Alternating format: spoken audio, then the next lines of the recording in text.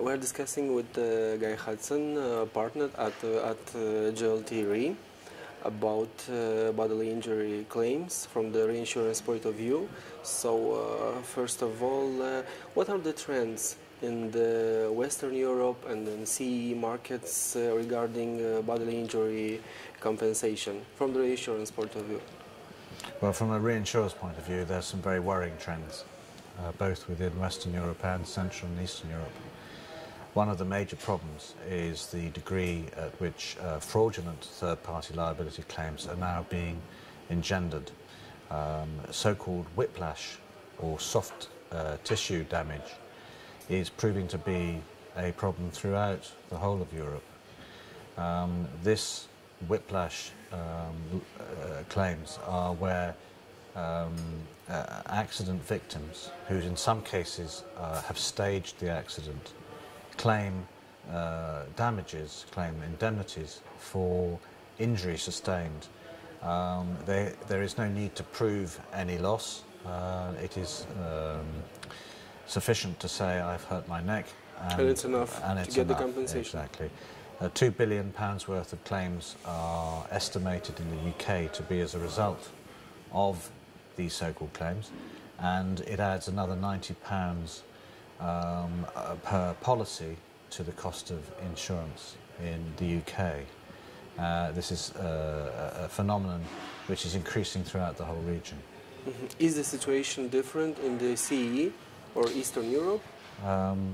It perhaps is a little less developed, but as we've discovered over the last couple of days in Istanbul at this conference, it is a problem shared by many countries.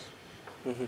So what is it to do as a reinsurer, I believe? Certainly from a reinsurance perspective, it is a great worry to be able to protect yourself against situations where claims are rising. As you are aware, when a claim event in motor third-party liability reaches a certain level, it becomes no longer the responsibility of the insurance company, it becomes the responsibility of the reinsurance company. So large claims fall more heavily to the reinsurers than they do necessarily to the insurers.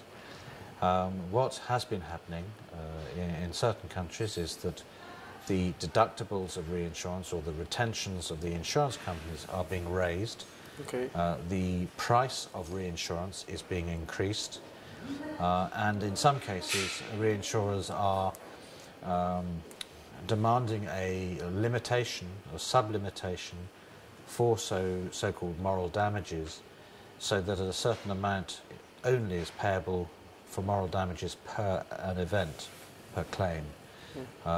This means that larger moral damage claims are payable by the insurance company and not the reinsurer, which is something that insurers have to think very carefully about as well.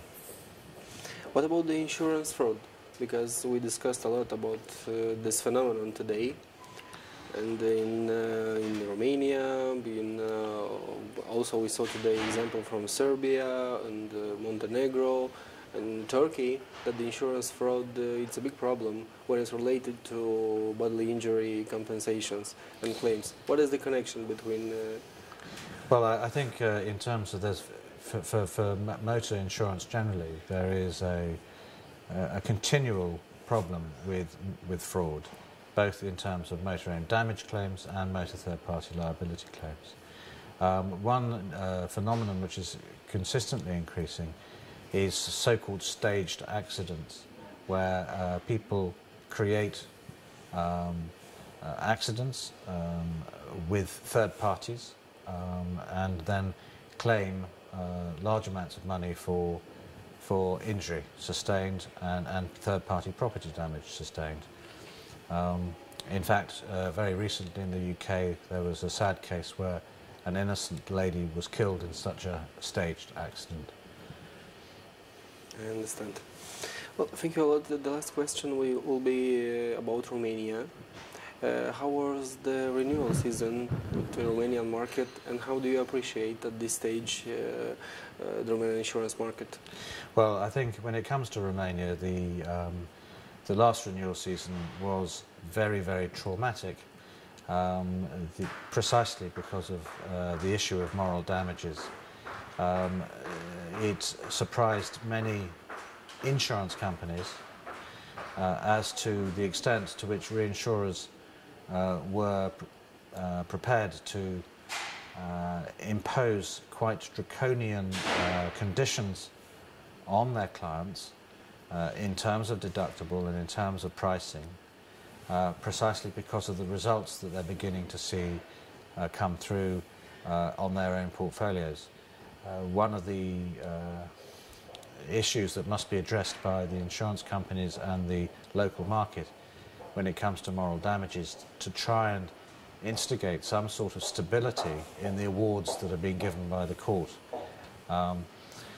There is some changes in protocols that will allow the courts to be encouraged towards an average settlement, but there is no compulsion.